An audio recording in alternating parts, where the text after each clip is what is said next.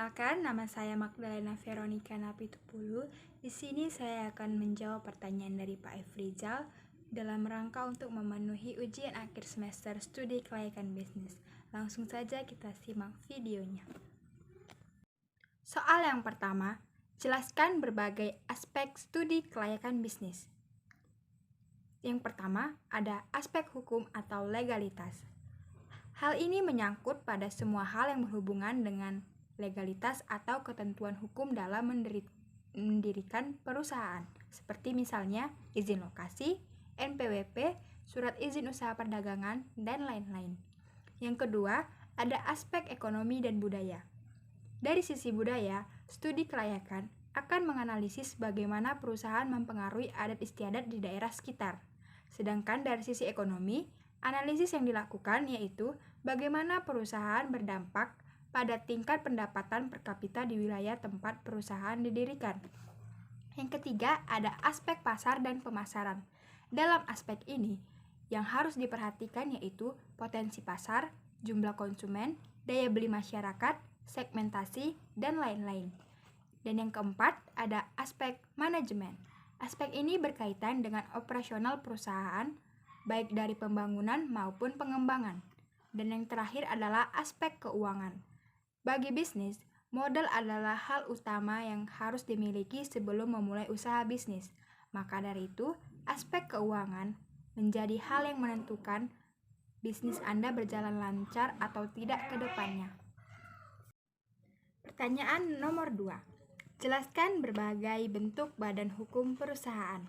Badan hukum perusahaan adalah badan usaha yang memisahkan antara harta kekayaan pribadi pemilik atau pendirinya dengan harta kekayaan badan usaha.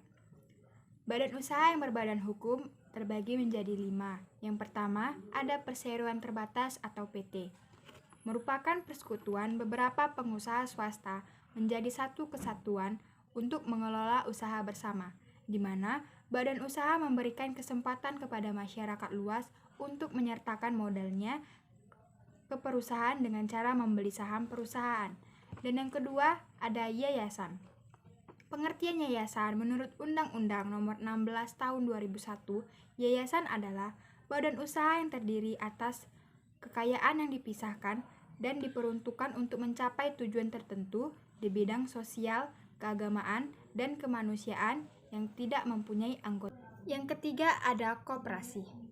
Pengertian koperasi menurut Undang-Undang Nomor 17 Tahun 2012 tentang perkoperasian adalah badan hukum yang didirikan oleh orang perseorangan atau badan hukum koperasi dengan pemisahan kekayaan para anggotanya sebagai modal untuk menjalankan usaha yang memenuhi aspirasi dan kebutuhan bersama di bidang ekonomi, sosial, dan budaya sesuai dengan nilai dan prinsip koperasi. Yang keempat, ada BUMN atau Badan Usaha Milik Negara. Adalah milik negara dan dapat beroperasi di seluruh Indonesia untuk menyelenggarakan bisnisnya. Dan yang terakhir ada BUMD atau Badan Usaha Milik Daerah, yaitu milik suatu daerah tertentu dan dipisahkan dari keuangan daerah. Soal nomor 3. Jelaskan dan membuat perencanaan dan struktur organisasi. Struktur organisasi adalah suatu susunan dan hubungan antara tiap bagian serta posisi yang ada pada suatu organisasi atau perusahaan dalam menjalankan kegiatan operasional untuk mewujudkan tujuan yang ingin dicapai. Proses perencanaan struktur organisasi yang pertama, merancang struktur organisasi sesuai dengan visi dan misi. Sebelum membuat susunan organisasi perusahaan yang baku, maka pastikan dulu bahwa visi, misi, dan tujuan atau sasaran organisasi telah dibuat dengan jelas. Yang kedua, rancang struktur organisasi setelah merumuskan bisnis. Rumuskan apa saja bisnis yang ingin dilakoni dan apa saja sasarannya. Hal ini akan membantu Anda dalam mengenal bisnis, proses atau aktivitas apa yang dibutuhkan untuk menghasilkan produk dari organisasi Anda. Yang ketiga, pertimbangkan bakat serta talenta pekerja.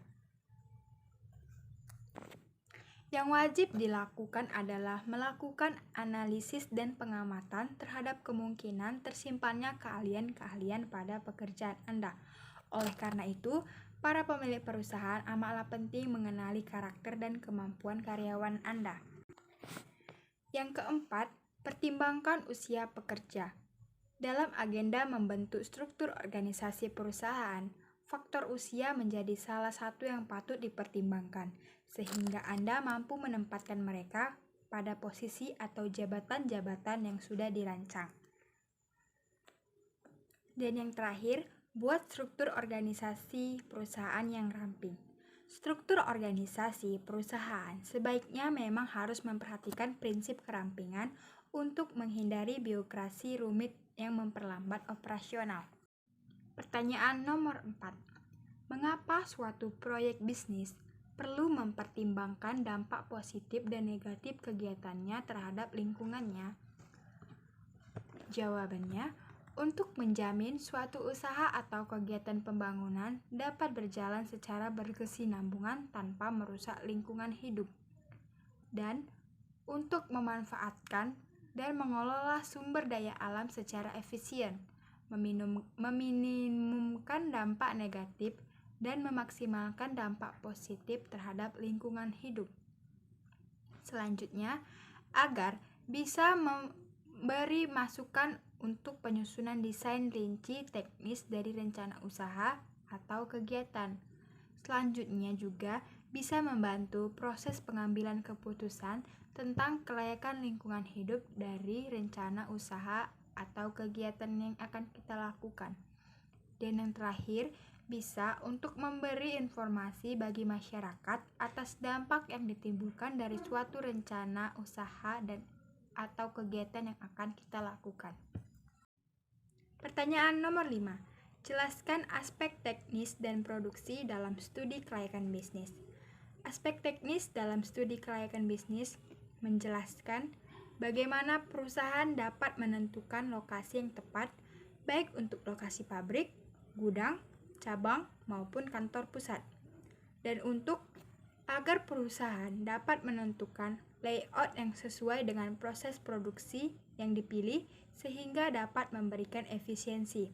Selanjutnya, di aspek teknis ini, supaya perusahaan bisa menentukan teknologi yang paling tepat dalam menjalankan produksinya, dan juga supaya bisa menentukan metode persediaan yang paling baik untuk dijalankan sesuai bidang usahanya. Dan yang terakhir, agar dapat menentukan kualitas tenaga kerja yang dibutuhkan sekarang dan di masa yang akan datang.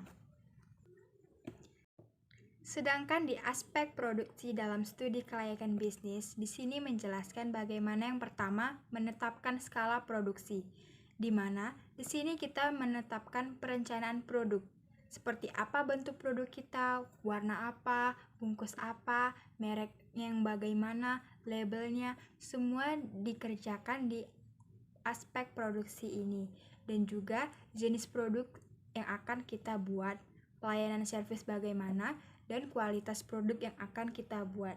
Selanjutnya yang kedua, ada pengolahan dan pengendalian persediaan bahan, di mana di sini merupakan faktor penting lain dalam proses produksi karena efektif menjamin terciptanya kelancaran dan efisiensi dalam kegiatan produksi. Dan yang ketiga ada proses produksi, adalah suatu kegiatan mengelola produk dengan mengorbankan berbagai biaya produksi, baik langsung atau tidak langsung, menggunakan bahan mentah atau bahan baku menjadi produk siap untuk dijual. Dan yang terakhir ada penyimpanan hasil produksi, di mana ditujukan untuk mengusahakan agar barang dagangan yang ada di dalam perusahaan jumlahnya tidak kurang dan tidak berlebihan. Sekian dari penjelasan saya mengenai 5 pertanyaan dari studi kelayakan bisnis. Saya mohon maaf apabila ada kesalahan kata dan saya ucapkan sekian dan terima kasih.